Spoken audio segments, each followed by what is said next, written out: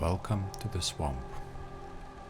The damp, muddy terrain, knee-deep water, and the never-ending rain alone is enough to make it hard to navigate this place. Add the Draugr, poison blobs, leeches, ghosts, and abominations to that, and you have one of the most unwelcoming places you could stumble upon. For a long time I tried to imagine how a settlement here could look like. I always like builds that have a distinct theme and tell a story and feel lived in.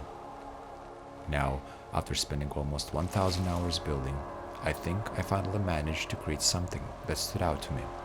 A settlement that fits the harsh atmosphere of the swamp and manages to draw you in and wonder who might be living there. Hi, I'm Saul. Let me take you to the Swamp Shack town and tell you its story.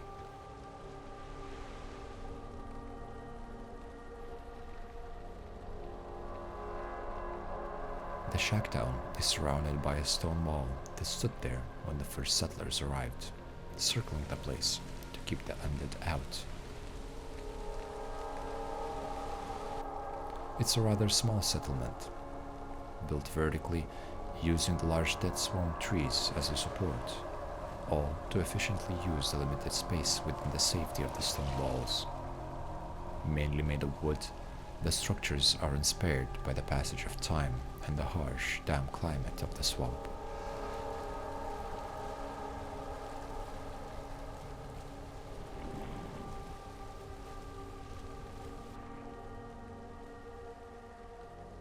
If you enter through the east gate, you will be met with narrow wood alleyways leading to a small central square.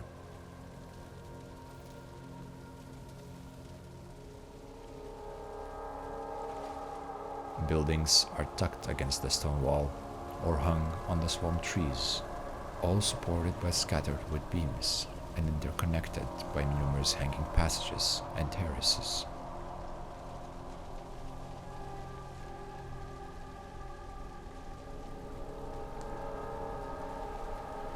At the edge of the town, there is a port where no big ship can pass due to shallow waters. Small wood passages connect the docks. The settlers use these ports rarely, only to make the necessary trips to make purchases from the Valheim's merchants.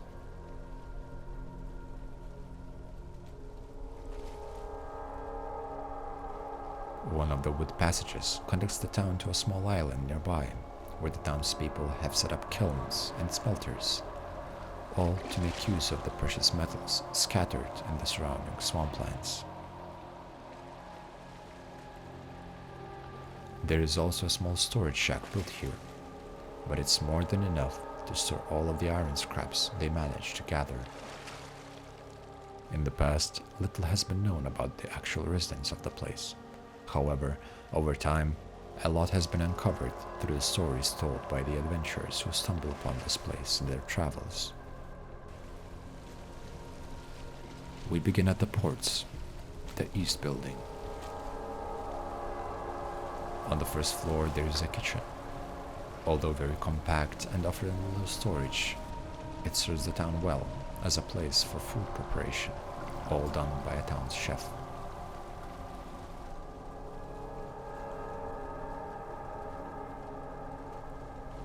The chef himself lives on the second floor. The small living quarters are warmed by the stone fireplace at the kitchens below. Here, most of the ingredients used in the chef's cooking are stored. It's a rather small place, but just enough to hold everything the chef might need for his cooking. Right beside the chef's quarters, there is also a small brewery at the second floor of the central building nearby, holding a couple of fermenters for any brewing the chef might need to do.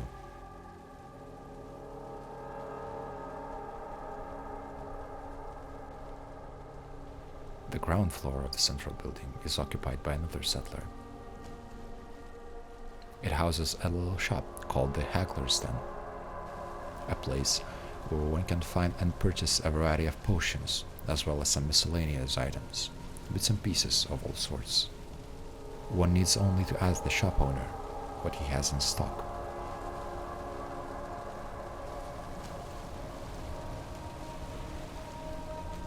The shopowner himself is a man of adventures, experiments, and lives on the far west part of the town, in a lone shack hung above the western gate. The townsfolk say that the man has been long obsessed with the origins of the Draugr.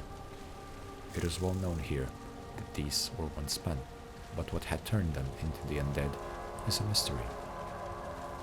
Some say the experiments of his are driven purely by curiosity.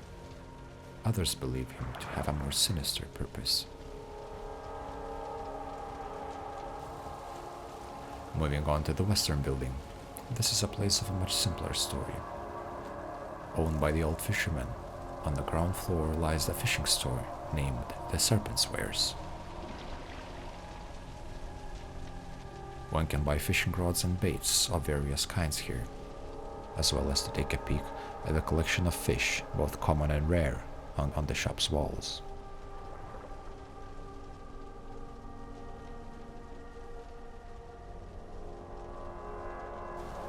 The old fisherman himself lives on the second floor of the same building.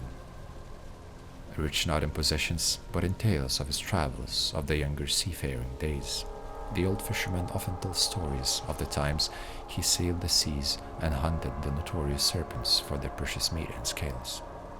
Most of his earnings from that time are gone now, wasted on booze and brothels without much thought. Now he spends his days in the local bar, drinking away and longing for the past. The bar itself can be found at the small central square, just past the corner from the port. The Drunken Draugr, that's what it's called. It's not a huge place, but enough to accommodate all of the residents of the town at once, with a couple of extra seats for any travelers that would venture here.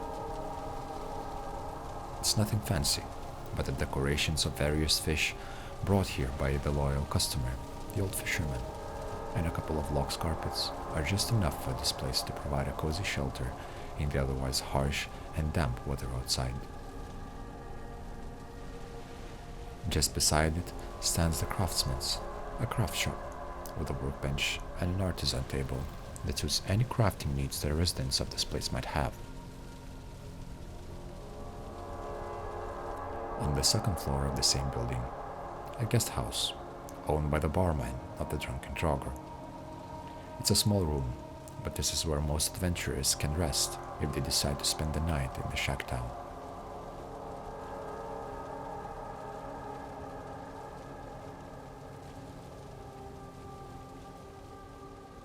Now just beside the east gate where we started, there is a smith shop, housing a forge with all of the essential improvements for Mr. Smith to use. He often makes armor and weapons, ordered by adventurers that bring the iron scrap here after their ventures to the swamps outside.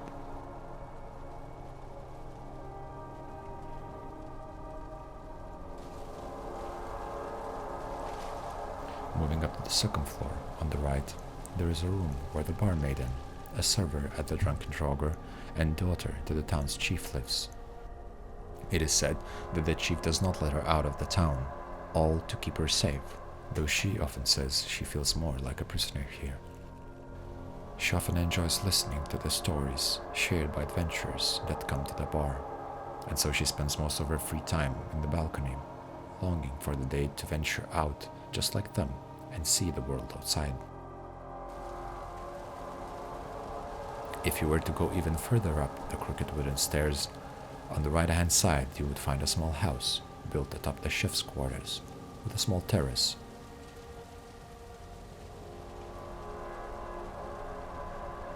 This is where Mr. Smith lives, a former forge master of the Draugr army. This is a man of craft, perfecting his skills of smithing and crafting throughout his whole life. A highly respected, but a humble and a rather quiet man. On the same floor, just beside Mr. Smith's house, lies the witches' ritual chambers. The rumored to be haunted from the countless rituals performed here. After the recent vanishings of some travelers who dared and tried to sneak inside at night, never to get out, most of the residents tend to avoid this place.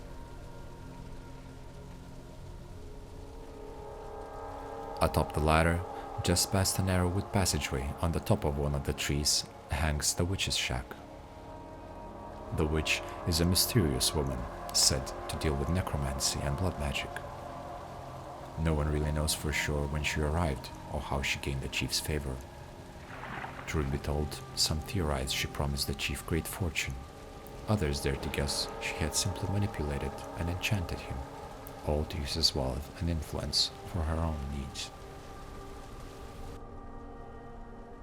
Finally, across the witch's shack, stuck in between the 3 great swamp trees, are the chambers of the town's chief, a direct descendant of the first settlers who established this place, the defender of the town, and the most battle-hardened of all of the settlers, rumored to have taken on the Forsaken Mother, the mother of all drakes, all by himself, and prevailed. It's been long, though, since he had to truly take up arms, even more so after the birth of his daughter. Once a very rich man, his possessions have shrunk considerably over time, after he started to hire mercenaries and adventurers, all to retrieve the fragments of an old artifact told by the witch to be the key to the kingdom of the Emerald Flame.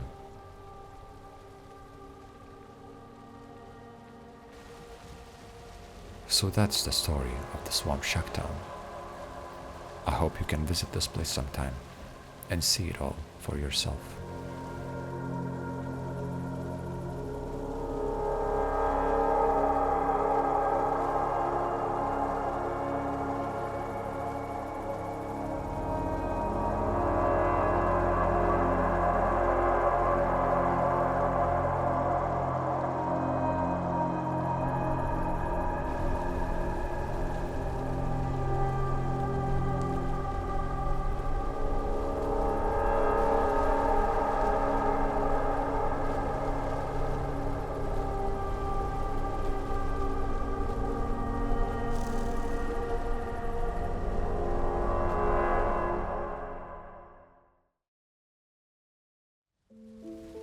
Hey everyone, this is Saul.